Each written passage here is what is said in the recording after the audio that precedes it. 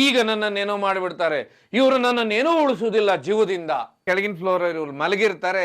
ರಾತ್ರಿಯ ಒಮ್ಮೆಗ್ಲೇನೆ ಆ ಎಮ್ಮ ಭ್ರಮೆಯಲ್ಲಿ ಆ ಮನೋಕಾಯಿಲೆಗೆ ಹೋಗಿ ನೇರವಾಗಿ ಅವ್ರ ಹಣೆಗೆ ಹೊಡಿತಾರೆ. ಹಣೆ ಹೊಡೆದಾಗ ಹಣೆನೆ ಬಿಚ್ಚೋಗ್ಬಿಡತ್ತಂತವ್ರು. ಇವ್ರು ಒಂದೇ ಸರಿ ಭ್ರಮಾಲೋಕಕ್ಕೆ ಹೋಗ್ತಾರೆ, ಒಂದೇ ಸರಿ ತೀರಾ ಅಳ್ಳಿಕ್ ಶುರು ಮಾಡ್ತಾರೆ. ಇಲ್ಲಾಂದ್ರೆ ತಮ್ಮ ಭ್ರಮೆಯಲ್ಲಿ ತಮ್ಮ ಮುಂದೆ ಇದ್ದವನೇ ಏನೋ ಅವನು ವಿಲನು, ಅವನು ನಮ್ಮನ್ನೇನೋ ಮಾಡ್ತಾ ಇದ್ದಾನೆ ಅಂತ ಹೇಳಿ ಅವ್ರ ತಲೆಯಲ್ಲಿ ಬರುತ್ತೆ. ಮಾನ್ಯ ವೀಕ್ಷಕರೇ, ಅಳಿದು ಉಳಿದವರು ಕಂಡಂತೆ ಸ್ವಾಗತ ಸುಸ್ವಾಗತ. ನಿನ್ನೆ ಒಂದು ದುರ್ಘಟನೆ ನಡೆದು ಹೋಗ್ಬಿಡುತ್ತೆ. HSR ಲೇಔಟ್ ಇಡೀ ರೂಮ್ ಅಂತ ಹೇಳಿ ಇಡೀ ಮನೆಯೊಳಗೆ ಎಲ್ಲಿ ನೋಡಿದ್ರು ರಕ್ತವೇ ಹರಿದಿರುತ್ತೆ. ರಕ್ತದ ಮಡುವಿನಲ್ಲಿ ಒಬ್ರು ಟೇಬಲ್ ಮೇಲೆ ಬಿದ್ದಿರ್ತಾರೆ. ಅವ್ರು ಯಾರು ಅಂತ ನೋಡಿದ ಕೂಡಲೇ ರಾಜ್ಯದ ಪೊಲೀಸ್ ಮಹಾದಂಡನಾಯಕ IG ಆದಂಥವರು 2000ದಿಂದ 2017ರವರೆಗೆ CBIನಲ್ಲಿ ಸೇವೆ ಸಲ್ಲಿಸಿದಂಥವರು ಓಂ ಪ್ರಕಾಶ್ ಅವರ ಹತ್ಯೆ ಆಗಿಬಿಟ್ಟಿರುತ್ತೆ.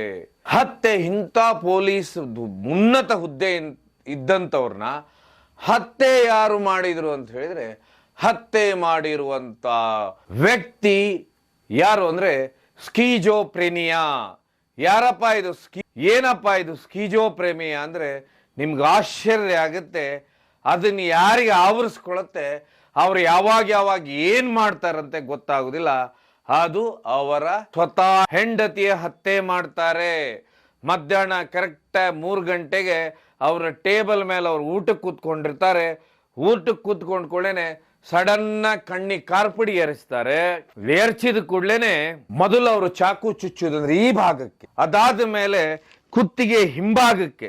ಆಗ ಈ ಭಾಗ ಅಂದ್ಕೊಳ್ಳೇನೆ ಇಲ್ಲಿ ಪೂರ್ತಿ ರಕ್ತ ಸಂಚಲನ ದೊಡ್ಡ ಮಟ್ಟದಲ್ಲಿರುತ್ತೆ. ಇಡೀ ಜಾಗ ಎಲ್ಲ ರಕ್ತಮಯವಾಗುತ್ತೆ, ಇಡೀ ರೂಮ್ ಎಲ್ಲ. ಆ ನಂತರ ಅವ್ರು ಇಡೀ ದೇಹನ ಇರಿದು ಬಿಡ್ತಾರೆ. ಏನಪ್ಪಾ ಇದು ಸ್ಕಿಜೋಪ್ರೇನಿಯಾ ಯಾರು ಅಂತ ಹೇಳಿದ್ರೆ, ಅದು ಬೇರೆ ಯಾರು ಅಲ್ಲ, ಅವರ ಹೆಂಡತಿಗೆ ಆವರಿಸ್ಕೊಂಡಿರುವಂತ ಒಂದು ಮನೋಕಾಯಿಲೆ ರೋಗ. ಹಾಗಾದ್ರೆ ಏನು ಓಂ ಪ್ರಕಾಶ್ ಅವರು ಆ ರೀತಿ ಎಲ್ಲ ಆಸ್ತಿ ಮಾಡಿದ್ರ, ಅಥವಾ ಅವ್ರಿಗೆ ಯಾರಾದ್ರೂ ವಿರೋಧಿಗಳಿದ್ರ, ಅಥವಾ ಮನೆಯಲ್ಲೇ ಏನಾಗಿತ್ತಪ್ಪ, ಸ್ವತಃ 68 ವರ್ಷಕ್ಕೆ ಅವ್ರ ಹೆಂಡತಿಯ ಕೊಲೆ ಮಾಡುವಂತಹದ್ದು ಅಂತೂ ನಾವು ನೋಡ್ತಾ ಹೋದ್ರೆ ಸುಮಾರು ಕಡೆ ಏನು ಅವ್ರಿಗೇನಾದ್ರೂ ಈ ಕಾಯಿಲೆ ಬರ್ಬೇಕಾದ್ರೆ ಗಂಡ ಏನಾದ್ರೂ ಹಿಂಸೆ ಕೊಡ್ತಾ ಇದ್ನ, ಅವ್ರಿಗೆ ಹೊಡಿತಾ ಇದ್ನ, ಬಡಿತಾ ಇದ್ನ ಅಂದ್ರೆ 68 ವರ್ಷದವ್ರಿಗೆ ಅವರಿಗೆ ತಮ್ಮ ಹೃದಯದ ಶಸ್ತ್ರಚಿಕಿತ್ಸೆ ಆಗಿತ್ತು. ಹೀಗಾಗಿ ಅವರು ತುಂಬಾ ದಪ್ಪನೆ, ಮೊದ್ಲಿಂದ ದಪ್ಪನೆ ಇದ್ರು. ಬಟ್ಟೆಗಳನ್ನು ಹಾಕೊಳ್ಳೋದು ಅಷ್ಟೇ ಕಷ್ಟ ಆಗ್ತಿತ್ತು. ಅಂತ ದೇಹನ ಇಟ್ಕೊಂಡು ಅವ್ರ ಮನೆಯವರ ಮೇಲೆ ಏನಾದ್ರೂ ಹೊಡಿಲಿಕ್ಕೆ ಬಡಿಲಿಕ್ಕೆ ಸಾಧ್ಯನಾ? ಆದ್ರೆ ಹತ್ಯೆ ಆದ ನಂತರ ಅವರ ಹೆಂಡತಿ ಒಂದು ವಾಟ್ಸಪ್ ಮೆಸೇಜ್ ಅನ್ನ ಕಳಿಸ್ತಾರೆ, ದೈತ್ಯನ ಸಂಹಾರ ಮಾಡಿದೆ ನಾನು. ಅಲ್ಲಿ ಅವರಿಗೆ ಬೇರೆಯವ್ರ ವಾಟ್ಸಪ್ಪಿಗೆ ಅವ್ರು ಕಳಿಸ್ತಾರೆ.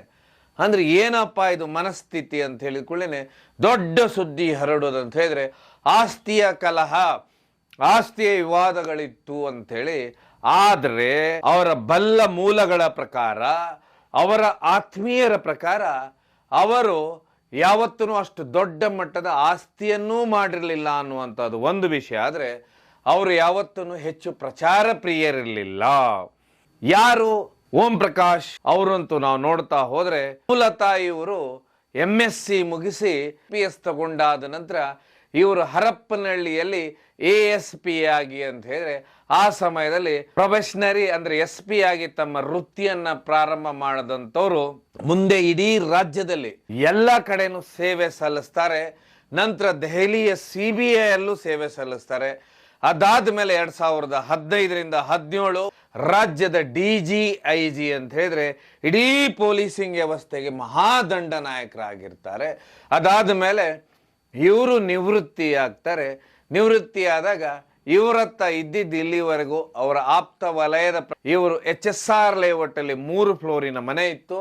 ಅದಾದ ಮೇಲೆ ಏನೀಗ ನಾಗಾವರ ಏನು ನಮ್ಮ ಮಾನ್ಯತಾ ಟೆಕ್ ಪಾರ್ಕ್ ಇದೆ, ಇಲ್ಲಿ ಒಂದು ಸೈಟ್ ಇತ್ತು ಇವ್ರಿಗೆ ತುಂಬಾ ದೊಡ್ಡದು. ಆ ಸೈಟ್ ಅನ್ನ ತಮ್ಮ ಹೆಂಡತಿಯ ಹೆಸರಲ್ಲಿ ಮಾಡಿದ್ರು.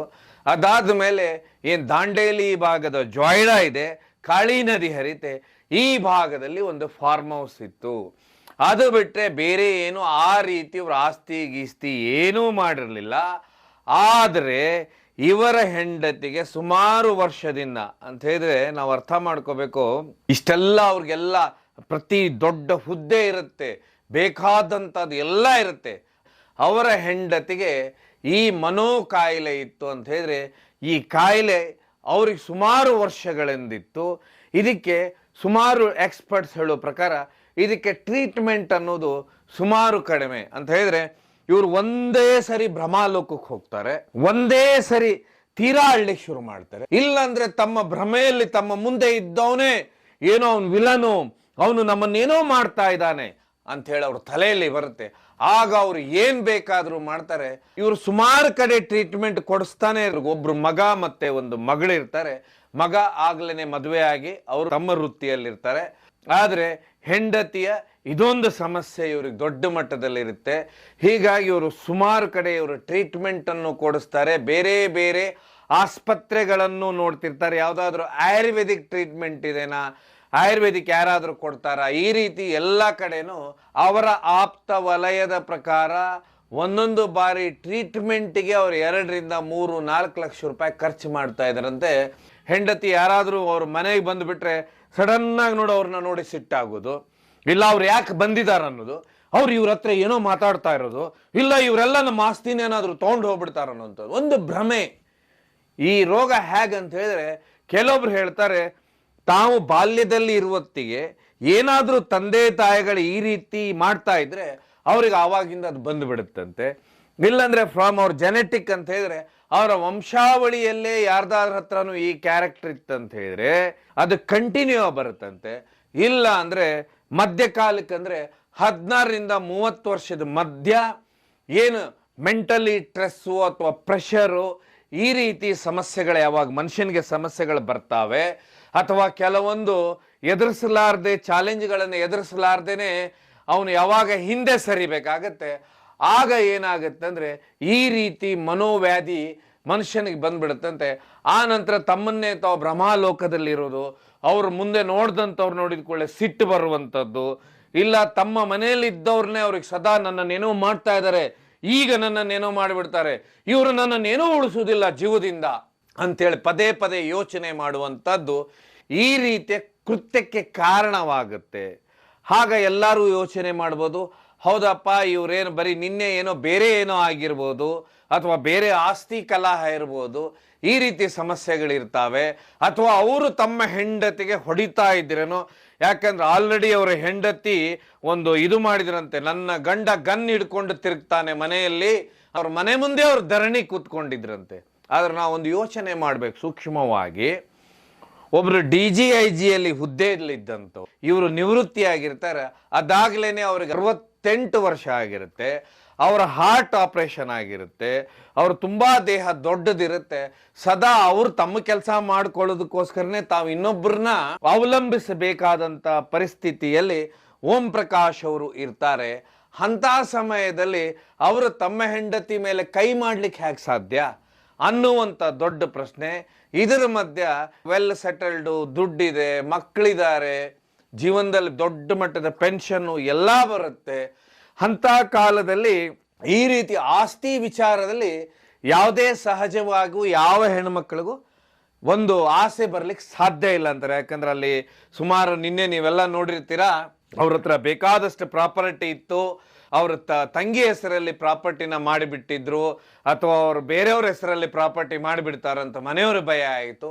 ಹೀಗಾಗಿ ಅವರ ಜೀವ ತೆಗೆದ್ರು ಅನ್ನುವಂಥದ್ದು ಇದು ಶುದ್ಧ ಸುಳ್ಳು ಅಂತಾರೆ. ಯಾಕಂತ ಹೇಳಿದ್ರೆ 2 ವರ್ಷದ ಹಿಂದೆ ಏನವ್ರಿಗೆ ಆಯುರ್ವೇದಿಕ್ ಟ್ರೀಟ್ಮೆಂಟ್ನ ಅವ್ರ ಹೆಂಡತಿ ಕೊಡಿಸ್ತಾ ಇರ್ತಾರೆ ಇವರು.